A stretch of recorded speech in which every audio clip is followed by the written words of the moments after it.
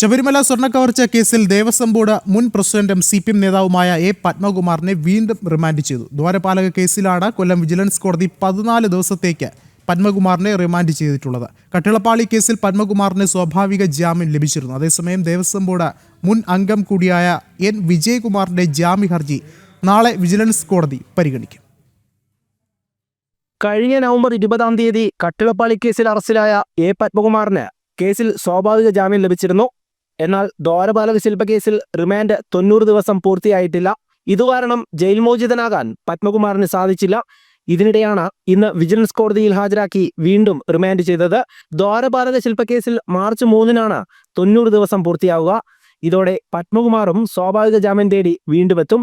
SIT കുറ്റപത്രം സമർപ്പിക്കാത്തതിനാൽ Padmakumar jail മോചിതനായേക്കും. CPM-ന്റെ സമുന്നത നേതാവും Devaswom board മുൻ പ്രസിഡന്റുമായ പത്മകുമാറിനെതിരെ ബോർഡ് അംഗങ്ങളുടെ അടക്കം മൊഴിയുണ്ട്. ജയിൽ മോചിതനായാലും ED വെറുതെ വിടാൻ സാധ്യതയില്ല. അതേസമയം തിരുവാഭരണം മുൻ കമ്മീഷണർ KS ബൈജുവും ജാമ്യത്തിനായുള്ള കാത്തിരിപ്പിലാണ്.